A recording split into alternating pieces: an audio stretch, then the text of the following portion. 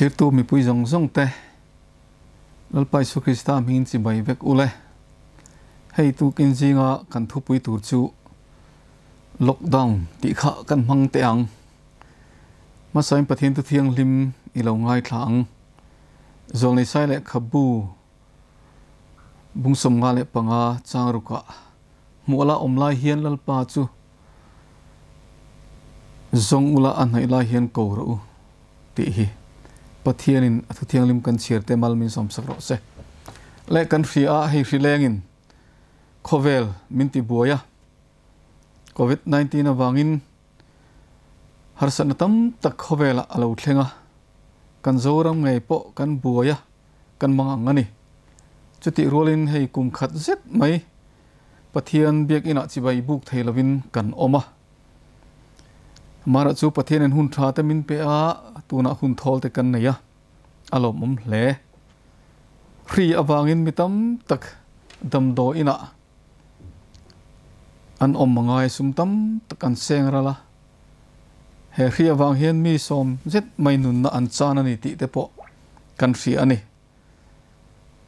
mithi na kal atheilawa chungkua leina nai tak tak te po kanin bui theilawa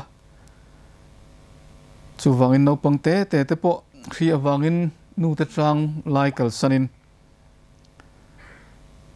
harsatna an toka damdo ina an omangaya motora an ma ni chawan chuang te kan mu chuan kan rilru ana mitam tak phei chuan kan lo tra pui ani chuwangin he lockdown kan ti hun chunga ri len hun chunga hian harsatna tam tak kan toka zanlama curfew ni a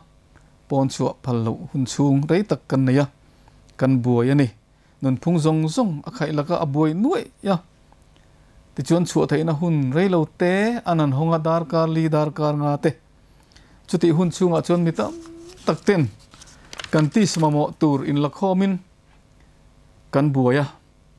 kan du am em kan khai bor em thina eile in tur te chutiang chuan khovela kan hun kan mangme kani ole chutiang khovela chuan kan chenga engponi se hemi airap thlak zok kan pathian hian lockdown apuan ve hun hi athleng don ani thupuan bung som ni pani cha som pani chuan ngai te ka local thoi done mitin an thil ti ang zela pek turin kalom kan hne na om atia eng hun nge thleng tur tia kan ngai tua kan chiar chuan bung som ni pani cha som pani ya thupuana khan mi fel lo te ti fel loin an om reng to nga mi bol lo chu a bol lo len to nga mi felin a fel len to nga mi thiang lim po ti thiang lim min an om len to hun tur kha chu hun chu alo thleng don ani atiani tin chang som pani kan chiar thla le chuan ngai te kong khar bula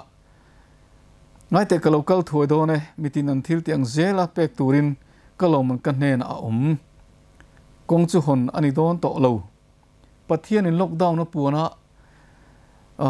khongai na kong khar huna chuan dil zong zong a thlon to ang tuna lockdown kan tura chuan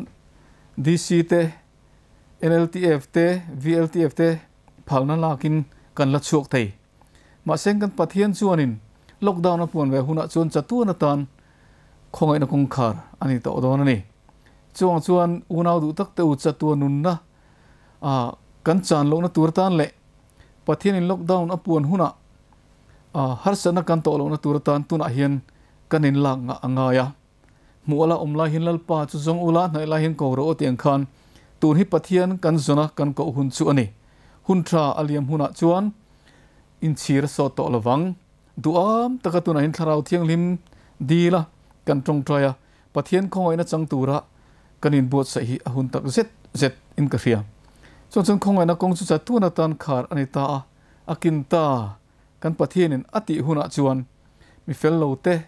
kan fel lo len to nga mi thiang lim te an thiang lim len to nga ti chuan khongai na kong hi cha tu na tan mi zong tan khar ani to don ani chuan lim takalal pan hena kan chen theina tura tan